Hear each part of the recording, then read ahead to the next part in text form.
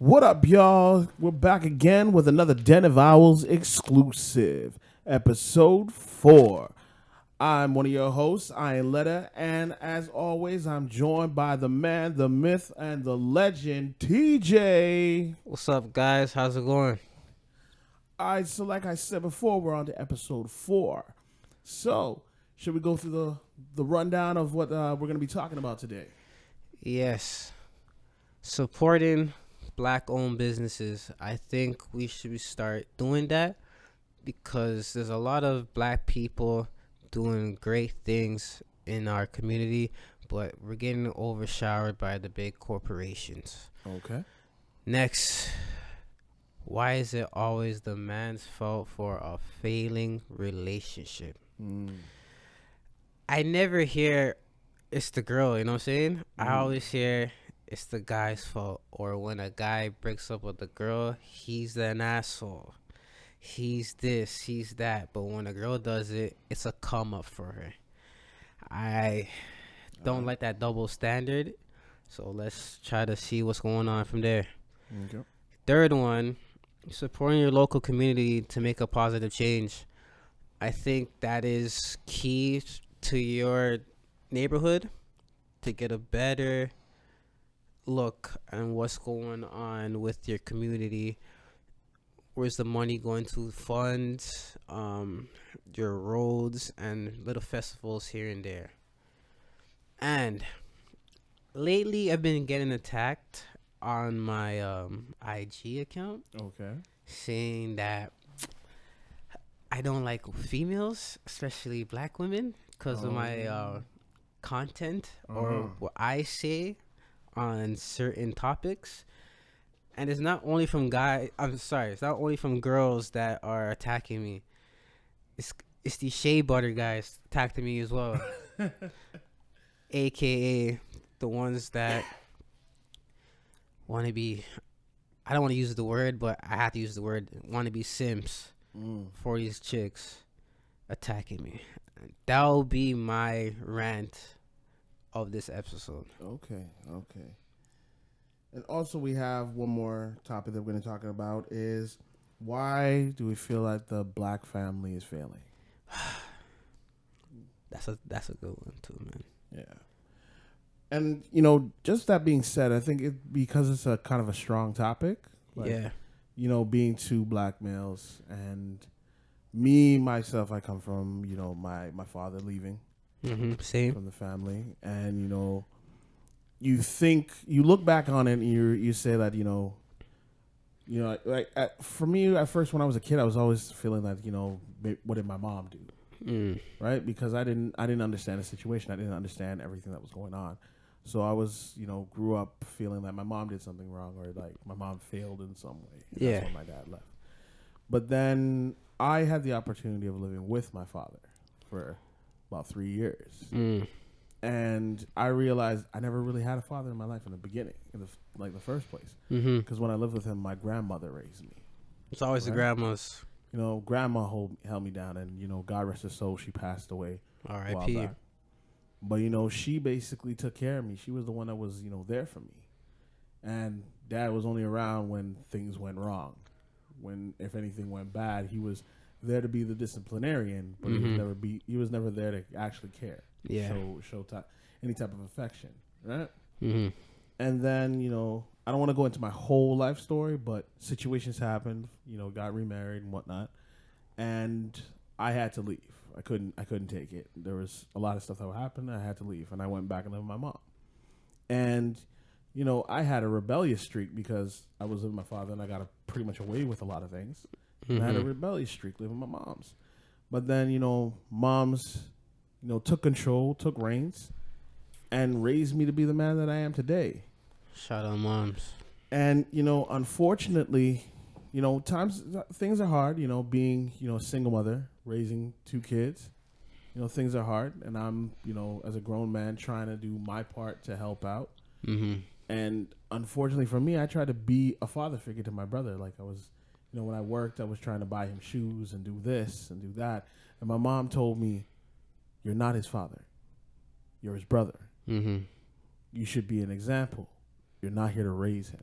That's my job. And, going through all of those hardships and whatnot, and then, just having sit down conversations with my mom, I realized, we are family. Yeah. Would it have been better if my dad, was a man about things and was there? Yeah, obviously. But he was who he is, and he went his way and we went our way, and better off for it. But I feel, this is just my take on it. I feel that there is a stigma out there that says black men aren't there for their kids. Yeah. It's always the black woman that has to raise the kids. And unfortunately, because there are a lot of instances of that where the woman's left to raise the kids on her own, and the man leaves out. Right? But the thing is, we, like I said about like focusing on our positives, there are a lot of strong black families. There are a lot of fathers who are there for their kids. They might not be with a woman, but that doesn't mean you can't be there for your child. Unfortunately, the family dynamic has kind of gone sideways, and it's been going sideways for a good while. And we hope, and I would hope that the younger generation, the new generation of black men that are coming up and deciding to have families, do a better example than what their fathers did in the past. Try to be there for their kids, and try to work it out with the woman, the mother of their child, and even if it doesn't work out with her, still being there for your child. Yeah, that's the main key. Yeah, that's how I feel, and that's just me. That's my take. I feel the same like you. My pops, my blood father, he left, I think, when I was around 5, maybe 7. But I don't have no ill will towards him. Like, he's a part of me. I get half my DNA from him. So I could never be upset with him and the choice that he made. Yes, as a kid, you want your dad to be there because you see other kids around you with their fathers and this and that, and your dad is nowhere to be found.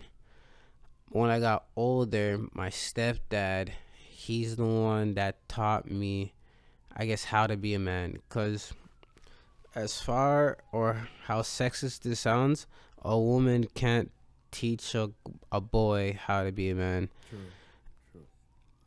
So I'm grateful for my stepdad to coming in and showing me the ropes, like how to fix a car, how to drive properly, and like helping me with like my homework and math work and stuff, right? The only beef I have with my blood dad is like he only came in my life when I'm doing good. When I'm doing good in sports, or he's hearing like scholarships and whatever, or I'm just doing good financially, that's when I see him. So when that used to happen, I used to just shut him off because you only want me when I'm in my incline, you know what I'm saying? You weren't with me shooting in the gym, like you weren't with me doing drills and whatever. You just want the success that may come from my sports or whatever I was doing at the time. He wants to share in your shine. Yeah, so that's my only gripe with them. But as I got older, I realized like, yo, yeah, you weren't there for me as a kid, even mid-teens or teens. Be there for me as a young adult going into my 30s. Right now I'm 27, so I was like, I need that connection with my dad, especially he needs a way better connection with my son than he has with me.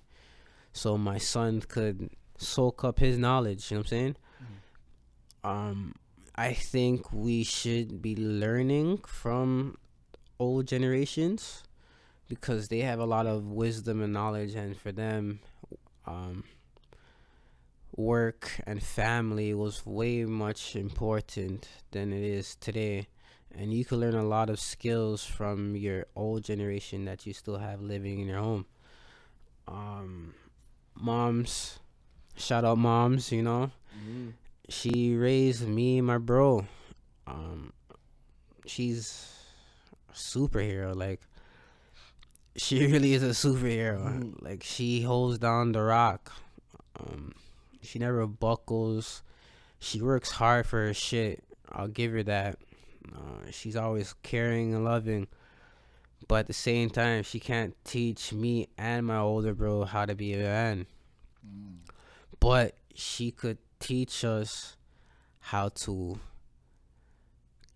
I wouldn't say cater, but how to be around women or how to interact with them. That's one of the best skills she ever taught me. She was super mature. I think I got that trait from her.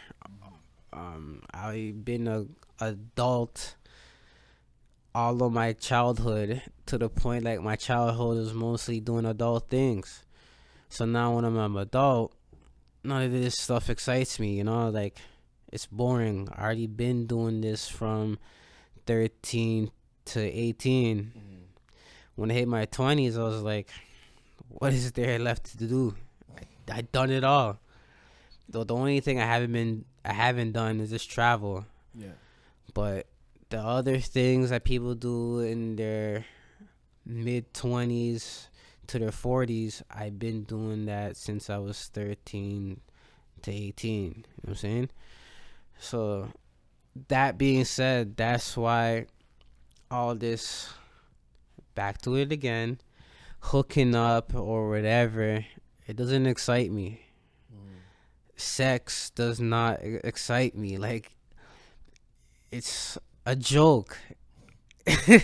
Like, it really is a joke. Hooking up is the joke. Like, I want connections. I want bonds. You know what I'm saying? I want to build a family that my mom and dad couldn't do. I tried to do that with my baby moms, but it didn't work out. There's no hard feelings. She's still in my life. Like, she's not my best friend or a friend. Like, she's on a higher level than a friendship in my eyes. She's the mother of my child.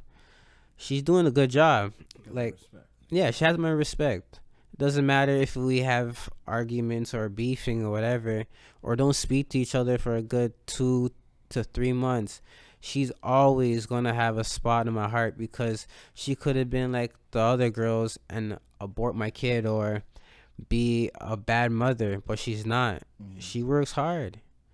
Her whole family does. So, like, to me now and until I drop, I'm going to be grateful. But that just showed me a blueprint on how to build a family.